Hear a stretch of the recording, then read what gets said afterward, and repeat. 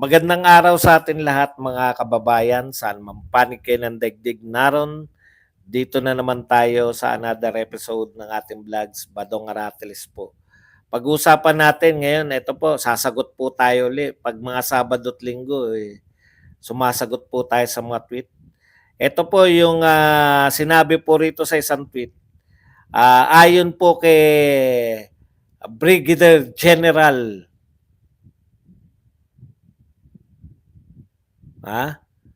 Brigadier General, hindi, Police General. Mahirap magkamali. Tinignan ko yung ano niya.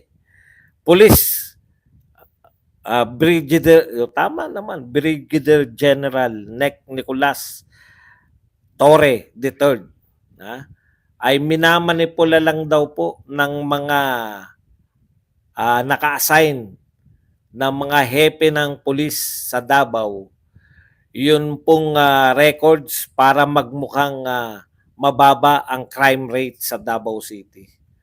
Grabe, no? Kaya yan pala ang dahilan kung bakit niya binabalasa.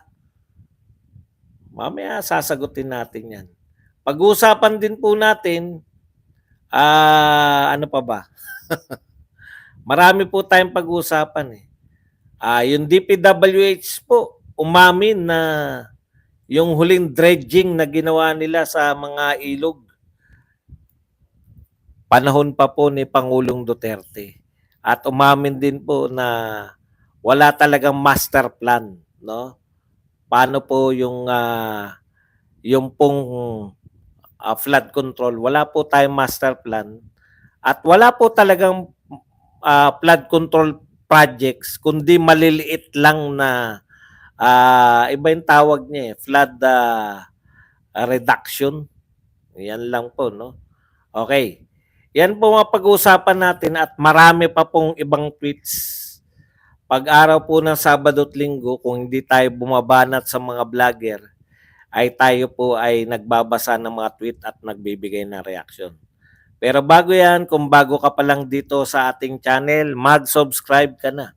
Dahil ito lang ang tayong channel na may kinikilingan, may pinapanigan, una sa balita, huli sa impormasyon, kaya ano pang hinihintay nyo? Pindot na, okay. Pag-usapan natin, no? Ito po, patuloy po yung oil spill, no? Nabalitaan natin lahat yan. Kung hindi ako nagkakamali, panahon pa ni Karina. Baba na po lahat ng ano. Alam nyo noon yung oil spill, panahon ni Pangulong Duterte, may oil spill din eh. Pero kitang-kita po natin, no? Ang dami po nilang ginagawang paraan para makuha po yung oil spill, yung mga langis para po hindi na kumalat. Ngayon po parang mano-manong tinatabo lang eh. Walang kagamit-gamit po yung mga naghakot ng oil spill. Mahirap po niya pag inabot na naman uli ng panibagong ulan at baha, no? Baka muling kumalat ito sa mga katubigan. Marami pong mapinsalang mga natatandaan ko noon nung panahon ni Duterte, parang dineclare pa na ano no na calamity tapos may mga patawag pa na press conference, 'di ba? Yung mga plano nila paano yung ang pangunahin po diyan yung mga local government tapos sinisingil nila yung may-ari ng oil spill na mamigay kayo ng ayuda sa mga mangingisda. Bakit parang wala pong ganun ngayon? Di po ba? Parang hindi natin nababalitaan. Yan yung unang tanong. Ikalawa kong tanong, nagdaan po yung bagyo. Ngayon may oil spill. Akala ko ba disaster po yung EDCA? Akala ko po, kaya tinayo yan dito sa atin. Hindi naman po sinasabing base militar yan eh, di ba? Ang kinakatwiran, para po makatugon, no? Disaster. Makatugon po sa disaster pag may naganap na disaster dito sa atin. O tanong po, dumaan po yung Karina, wala po tayong nakitang EDCA. Bakit po tayo siguradong wala silang tulong? Hindi ba dapat? Kung may EDCA po yan, minidya na po yan. projection ng mga Amerikano, 'di ba? Tumutulong ang mga Amerikano. Wala po ni isa sa media eh. Hinayaan lang tayo eh. Talagang talagang etong EDCA niloko talaga tayo. Budol talaga lahat 'to eh, no? Kaya daw itatayo yung EDCA sa iba't ibang parte ng Pilipinas kahit na alam naman natin na yung EDCA ay yan po yung kapalit ng base militar ng US. Kahit po alam na natin, nilunok po natin yung paliwanag nila. Hoping na pag may disaster nga, makikita man lang natin sila. Parang ano ba, yung kahit kunwarian lang. Dito wala pong pagkukunwari, wala kaming pakialam. Bahain kayo, meron kayong oil spill, wala kaming pake. Kaya kami narito dahil base militar ang habol namin. Ito yung kapalit namin sa tinanggal yung base militar. Di po ba? Wala nang pagkukunwari. Na kunwari pretending na para sila sa mga disaster relief, disaster pagtugon po sa disaster. Wala. Okay. Punta po tayo sa susunod nating tweet. Ito na po. Ito naman ang tweet na nagngangalang Rolando. Inamin ng DPWH na after ng Duterte administration, wala nang dredging operation. Alam niyo yung dredging, natatandaan ko tong dredging eh. May mga politiko kasi noon na umaangal dito sa dredging. Dredging kayo ng dredging. Hindi ko lang matandaan, basta babae, kung si Cynthia Villar ba o si Nancy Binay. Parang may umaangal dyan sa mga dredging. Nakakatulong pala yung dredging, no? Kaya siguro, biruin nyo, 2 taon. 2 taon na mahigit wala si Tatay Digong. Mula po pala ng panahon ni Tatay Digong, wala na po nagaganap na dredging. Ang tanong, meron po ba kayang budget para sa dredging? Bakit hindi po nagde-dredging kahit minsan daw po? Yan po ay inamin ng DPWH. O inaangal nila to para bigyan uli sila ng pondo ng dredging. Alam nyo, bilib ka sa DPWH eh. Palpak na nga sila sa flood control, no? Naghanap pa ng pondo.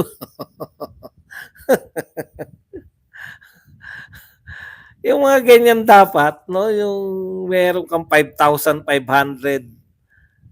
Kaya wala pong natatakot at wala natatakot kay PBBM na tauhan niya para tumino. Ka-announce niya lang 5,500. Congresswoman ba? Congresswoman daw. Ka-announce niya lang na may 5,500 na flood control. Tapos bumaha. Ang pinakamaliit na pwede mong gawin, meron man lang heads must roll. Sana may heads must roll man lang. Wala. So ano po yung pinahihiwatig niyan? Kahit na anong gawin mo sa buhay,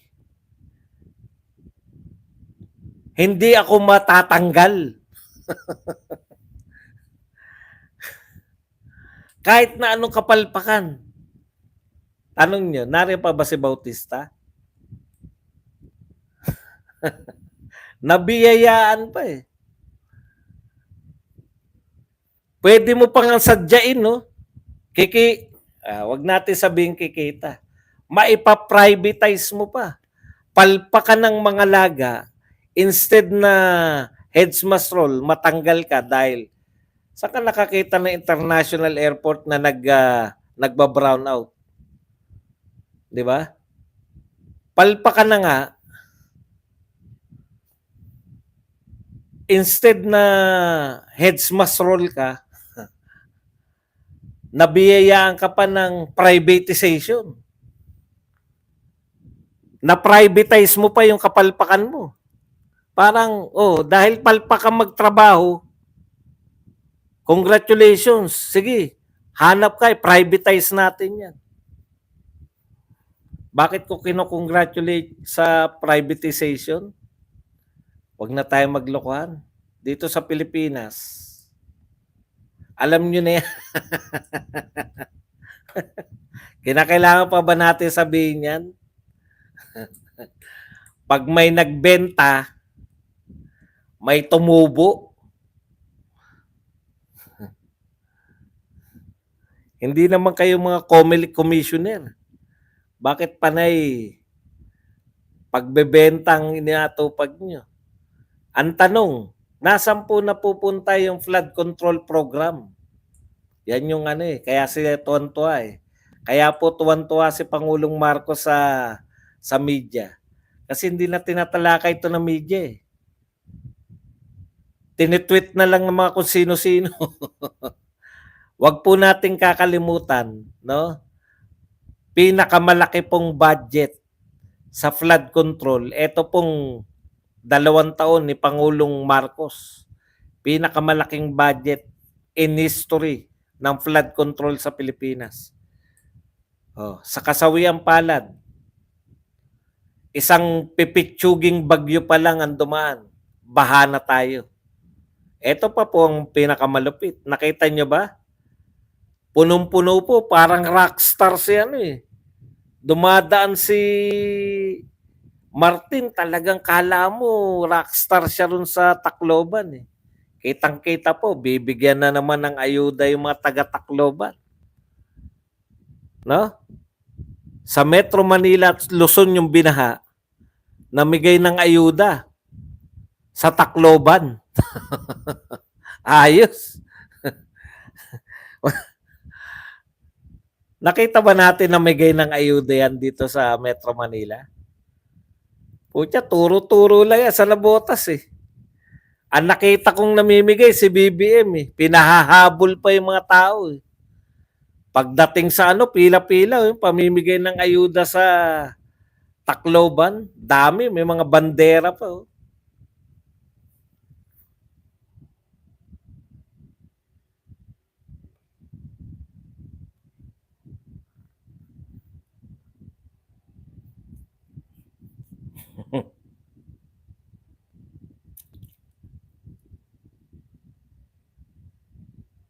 Yung po inaangal ng DPWH chief, wala raw pong budget for river dredging equipment to prevent flooding. Alam mo pala na yan lang pala ang solusyon eh, kung ano-ano mga proyekto nyo. Wala pa ring budget dun sa 1.4 billion a day. Hindi pa rin kasama yung pagdedredging ng mga ilog. Ano ba talaga yung proyekto ng 1.4 billion a day? Sabi nga ng mga loyalista, kaya bumaha dito dahil lahat ng flood control program project sa Maynila, lahat yan kay Duterte. Yung kay BBM daw nasa probinsya. Kaya hindi bumaba sa probinsya. Dahil narito sa Maynila, ang palpak daw yung kay Marcos, ay kay Duterte. Ibang klase rin eh. Ganyan po sila. Ito. Maganda to. Susunod na tweet. Ito na. Ito po ang tweet ni Karen De Santos. See, the demolition job of the Duterte is already happening. Ano yung demolition job? Ito po. Sinabi po ni Police Brigadier General Nicolas Torre III, Davao Police have been manipulating records to make it appear city has low crime rates. Ang bottom line, hindi tama ang numero na pinagre-report sa atin ng station commanders na pinagpapapalitan ko. And because of that, hindi magiging tama ang programa na i-implement natin. Tignan nyo isa sa pinakatahimik. Ano kaya? Ito problema eh, no? So gusto mong sabihin, General Torre, na pinakamagulo o pinakamaraming krimen na nagaganap sa Davao City? Baliktad yung nangyayari talaga? Ang katotohanan talaga, pinakamaraming krimen sa Davao? Hindi siya pinakatahimik? Nakailang beses akong pumunta sa Davao eh. Basahin natin yung tweet ng mga taga Davao. Ito, tinweet ni Karen De Santos. See, the demolition job of the Duterte is already happening. Pero hindi kayang mamanipulahin ng mga PI na ito ang alam mismo ng mga residents of Davao City. Dapat kayo mga residente ng Davao, pumapalag kayo dito. Kami mismo, eto taga Davao to si Karen, kami mismo ang kinakalaban nyo, mga bayarang pulis kayo. The low crime rate is very real. You kiss us. Oh. Kino-question nyo. Ako po, ilang beses ako napunta sa Davao eh. Totoo po yun. Pag sinabi po nila na pwede ka madaling araw lumabas, literal po madaling araw kasi alam nyo naman ako pagkatapos ko mag-vlog, abutin ng madaling araw, tapos mag-edit. Magugutom po ako niyan. Wala na pong pagkain sa hotel na tinutuluyan ko pag nasa Davao ko. Alam ko na routine ko eh. May mga kinakainan po ako ron. Yung mga magdamagan sa may mga nakaparadang jeep, meron po dyan. Madilim na lugar po yun. Hindi ako natatakot kasi yun yung isip ko eh. Ito ang pinaka mapayapan lugar. Hindi nakakatakot gumala kahit madaling araw o gabing-gabi sa Davao City. Lowest ang, sa totoo lang, ibig mo sabihin, peke pala yun. Ting madaling araw, naghahanap ako ng either balbakwa, minsan yung bulalo, o kaya may karinderya dito sa may gilid. Bago lalagpasan mo muna yung mga nakatayong chiching dyan sa may tapat ng Central Bank. Yung mga chiching sa dilim, iniiwasan ko. Diretso ako sa karinderyahan, sa mga karinderyahan na kahilera. Madilim po doon sa lugar na yun, hindi ako natatakot eh. Ibig nyo sabihin, hindi totoo. Magulo talaga ang Davao. Talaga lang. Ha? Hindi ko po magagawa yan sa ibang lugar. Kala nyo ba kahit magutom ako sa ibang lugar, hindi ako basta punta ako sa ibang lugar, lalabas ako ng madaling araw. Hindi na uy. Pero sa Davao, kampante po akong lumalabas. Ako na to ha. Hindi na po itong mga residente ng Davao. Ano ba naman kayo?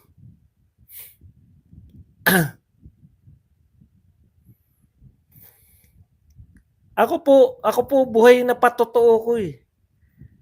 Wais ako dyan eh sa mga ganyan. Teka muna, hindi na lang ako lalabas. Titiisin ko na lang.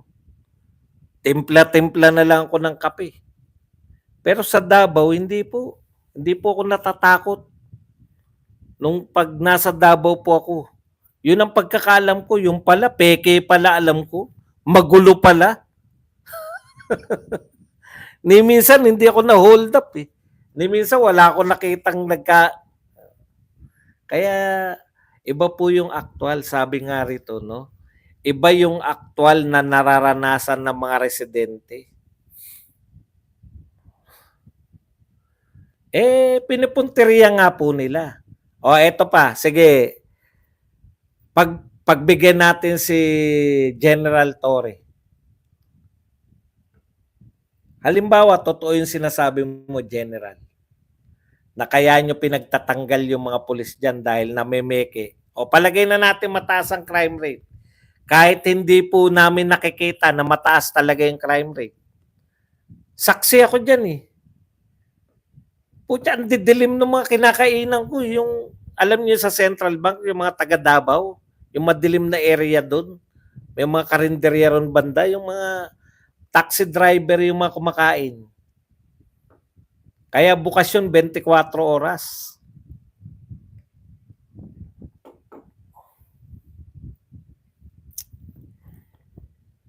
Okay. Eto pa, General, kung totoo na yun ang dahilan, bakit nyo pinalitan? Eh, may mas matataas yung crime rate sa Davao eh. Oh, palagay nyo na hindi nila ano yun, dinadagdagan nila yung crime rate nila. Halimbawa, yung Maynila, pinakamataas yan sa buong mundo. Kasama siya sa pinakamataas ang crime rate, pinaka-unsafest sa buong mundo. Ibig mo sabihin, pineke rin yun, dinagdagan lang yung crime rate doon. Oh, tanong ko sa General, bakit hindi nyo pinapalitan yung mga police chief doon sa Maynila o sa Quezon City o sa Pasay o sa iba pang lugar na hindi po ano?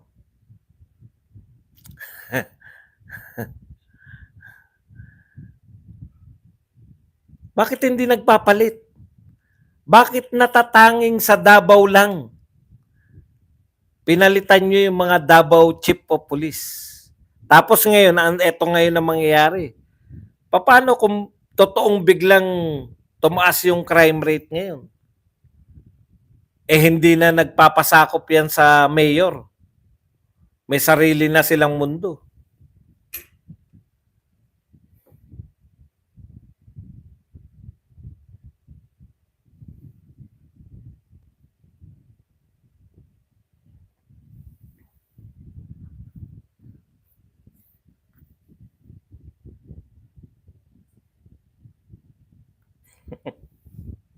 General problem. Bakit hindi po ginagawa yan sa iba? Bakit tanging Davao lang? Kaya yan kung pinapaliwanag nyo po yan para mailusot nyo yung kung bakit kayo nagtanggal ng mga chief of police. Dapat po pangkalahatan, hindi nyo po, kung isolated po na sa Davao nyo lang ginagawa, discriminatory po ang tawag dyan. Hindi po talaga yan ginagawa ng PNP sa buong Pilipinas. May special kayong trabaho, ang kapulisan natin, tinatrabaho talaga yung Davao. Yun lang yung pwede mo makonclude eh. Di ba? Wala nang iba eh. Okay, ito pa isa. DPWH Secretary Manuel Bunoan. Wala po tayong integrated flood control master plan. Yan po ang katakataka eh. Walang integrated flood control master plan, pero may mga proyekto. Ano yung mga proyektong pinagagawa? Ang lalaki ng pondo. Pinakamalaking pondo. Huwag po kayong paloko na dyan sa mga yan. Sasabihin nila, kay Duterte ang mga flood control na yan. Yung nireport daw ni Pangulong Marcos, kay Duterte daw yun. Grabe naman kayo. Kung kay Duterte yun, may pondo kay Pangulong Marcos, wala nagawa. Inano yung pondo? Saan napunta yung pondo kung walang ginawa? Wala kayong lusot sa palusot nyo eh. Pag sinabi nyong may nagawa, pag sinabi nyong ginastos yung pondo, saan yung pinagkagastosan? Bakit may baha?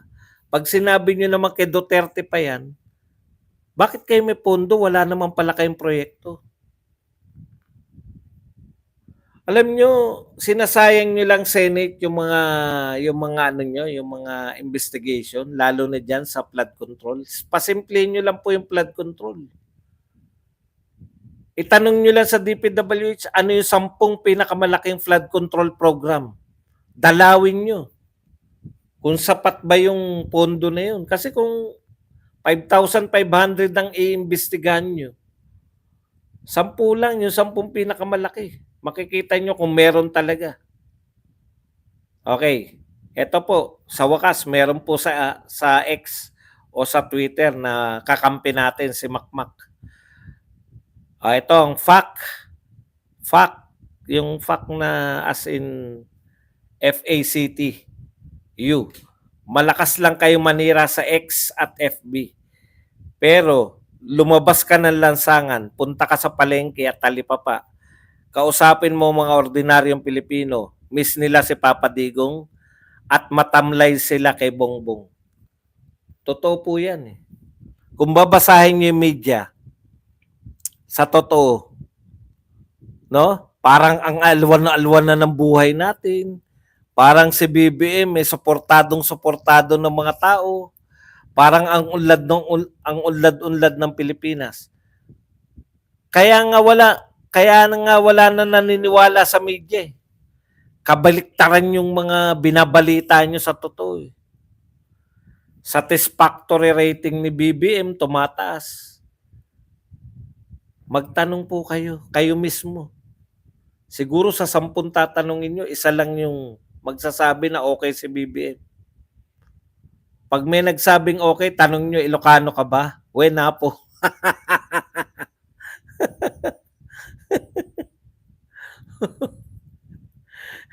Manong. Kaya naman pala Ilocano. Ito pa po, isa pang paninira. Kasali ba yung nagbabakasyon sa Germany na BP sa paggawa ng fake video ng presidente? Familiar ba yung curtain at yung nahuling male figure sa house ni Roqueta in Benguet? Possible kaya na siya yung aktor? Pinagdugtong-dugtong. Yung lalaki daw na nahuli kay Roque. Kawig daw nung nagpupulburo. Antitindi talaga ng ano nyo, no? Antitindi talaga ng mga panukala nitong mga to. Ito po, Great Flood Scandal. Tingnan nyo, ito po sabi ng Tribune. The irony is that the mismanagement of anti-flood projects under the DPWH happened during the term of Mark Villar, who is now colleague of Ejercito in the Senate. Kailan na naman daw nangyari yung anti-flood mismanagement ng flood control program. Ibig sabihin ngayon, wala raw mismanagement ngayon. Panahon daw ni Villar. Tindi, no? Ang tindi talaga. Alam nyo, sa totoo lang, kung panahon lang ni Villar merong mismanagement. Kasi may baha pa rin, di ba? Kung panahon ni Villar yan, anong ginawa nyo sa pondo ngayon? Pinakamalalaking pondo ngayon kay BBM. Ibabalik ko lang uli sa inyo yung tanong. Ano nangyari sa pondo ngayon? Pinakamalaking flood control, 1.4 billion a day. Nawala lang, naglaho lang, tapos sabihin nyo lang si Villar may kasalanan yan. Mismanage ni Villar yung flood control program. Ngayon ba na-manage nyo yung flood control program? Ngayon bumaha eh. Ang pagkakalam ko ngayon bumaha eh. Isisisi nyo na naman kay Villar at Duterte. Ang tindi talaga ng mga to eh. Ito pa isa. PNP ignores Sara's tirades. Yung mga tirada daw po ni Sara Duterte.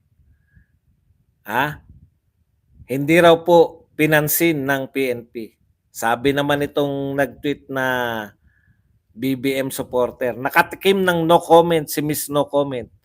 Para na rin sinabi ni PNP na if you didn't get it the first time, I don't think you deserve an explanation. Hindi po humihingi, ang pagkakaiba po, no? Hindi humihingi si BP Sara ng explanation kay Marbil. Ang sinasabi ni BP Sara, kaya hindi na siya binabanggit ni Marbil, wag mo na mabanggit-banggit ang pangalan ko sa mga interview mo. Hindi po kinakailangan ni BP Sara ng paliwanag mula sa PNP. Kasi ito talaga utak po yan ng mga dilawan eh, na na-impluensya na itong mga BBM supporter.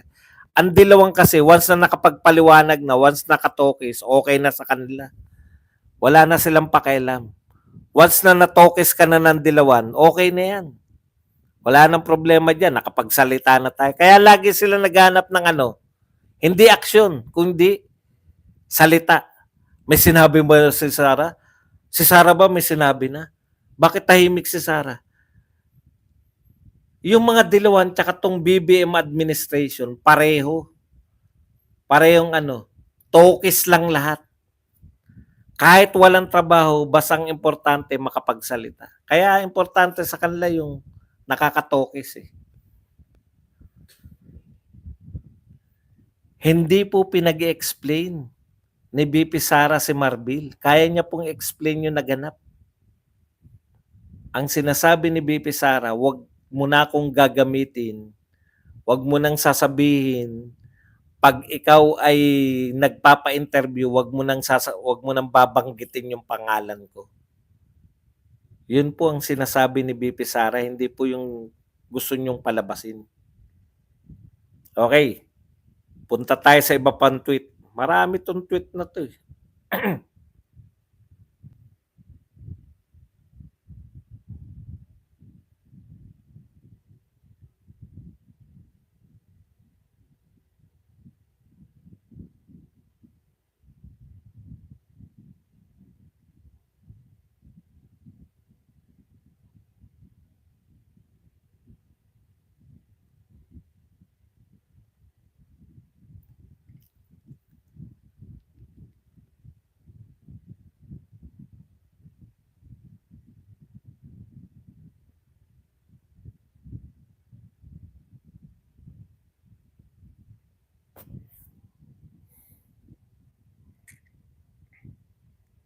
Ito po, Bagong Pilipinas Serbisyo Fair, bringing government services closer to the people, launches in Tacloban. Bago na naman to.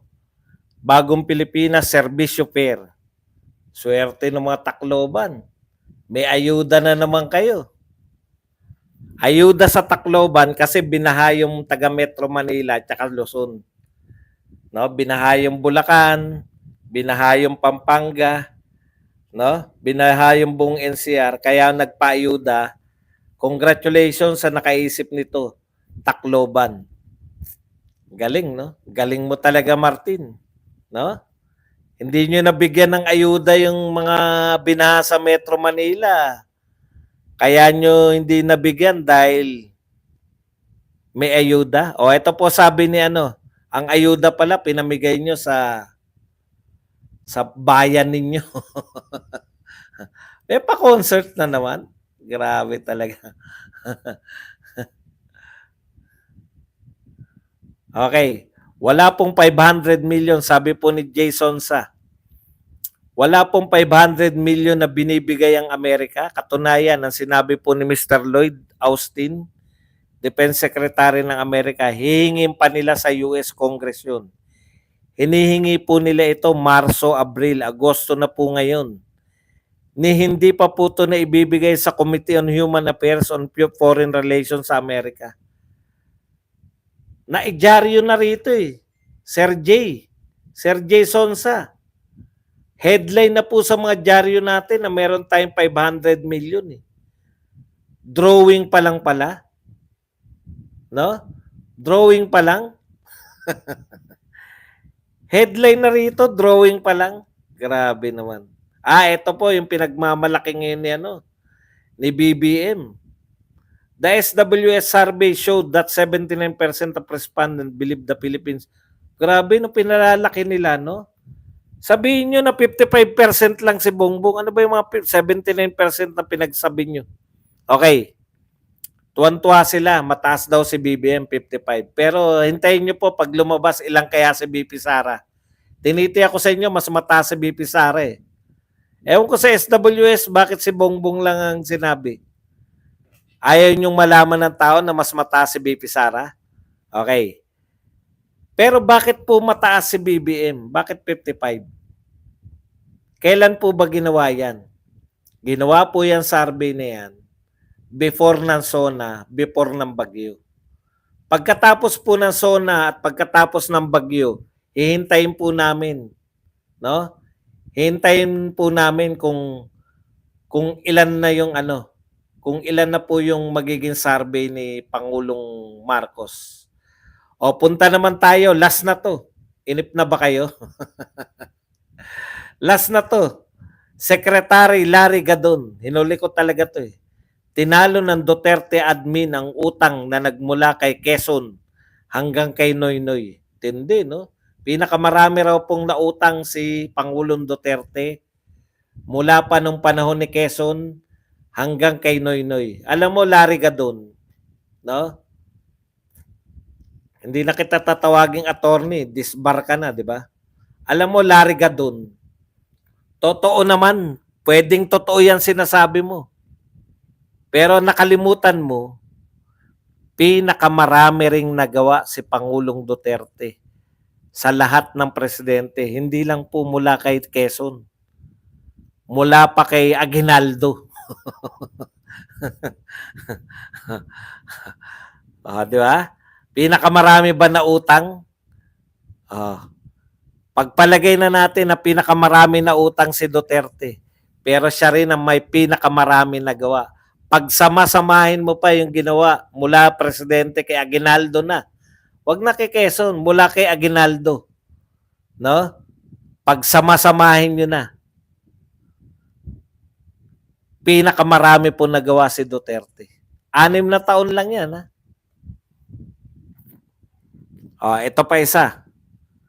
Pagsama-samahin nyo yung presidente mula kay, hindi, si Aguinaldo, baka inabot nila yung pandemya noon. Mula kay Quezon, si Duterte lang po ang umabot ng pandemya. Siya lang po ang gumastos at nagkautang dahil sa pandemya. Pinakamaraming nagawang Pangulo, pinakamalaking problema, medikal, pandemya. Wala pong presidenteng binanggit mo mula kay Quezon hanggang kay Noynoy na umabot ng pandemya. Pero ngayon, ito abangan natin, Gadon. Walang pandemya, walang naipapatay yung proyekto, pero tinitiyak ko sa iyo, after 6 years ni Marcos, malalagpasan niya lahat ng inutang ni Duterte. Partida pa yan, ang dami pang proyekto, tsaka nasa pandemya pa tayo. Paano hindi malalagpasan? Yung budget ni Duterte sa pandemya, na 2 taon na ayuda, 1 taon lang na ayuda ni Marcos, mas malaki pa eh. Halos doble yung 2 taon ni Duterte pang-ayuda eh, nung may pandemya. Sa madaling salita mga kapatid, non-stop yung mga alagad nitong ni BBM, kasama na tong media, non-stop sa pagbira kay Pangulong Duterte at sa pamilyang Duterte. Bakit po? Ayaw nila makabalik na sa posisyon si Duterte at sa tingin nila, yun lang ang tanging paraan yung paninira. Hindi po. Kung kayo nag-aaral ng kasaysayan, nakita nyo sana na mabuburan nyo. Halos naburan ni Pangulong Duterte yung mga dilawan. Hindi dahil sa paninira niya kay Leni at sa iba pang mga dilawan. Tinakwil na nga ni Leni yung dilawan dahil sa tindi ng pagkalugmok ng dilawan, naging pink na siya. Di ba? Dahil naipakita ni Pangulong Duterte yung pagiging inutil ng mga dilawan. Buhat nung nagtrabaho siya. Ang susi po dyan, kung talagang gusto nyo na maburan nyo yung political influence ng mga Duterte, magtrabaho kayo. Isubsob nyo yung ulo nyo, magtrabaho kayo. Panay forma lang ginagawa nyo. Hindi na po mabubura yan. Kahit na anong paninira ninyo kay Pangulong Duterte, kay BP Sara Duterte, hindi nyo na mabubura yung legacy ni Tatay Digong. Sabi nga nung isang nag-tweet, lumabas lang kayo, magtanong kayo sa palengke, magtanong kayo sa mga tricycle driver, magtanong kayo kahit kanino. Siyam out of 10 magsasabi na believe sila kay Duterte. Yung nagsabing believe sila kay Marcos, tanungin nyo kung Ilocano ba yun o hindi. At malamang sa malamang Ilocano pa yun.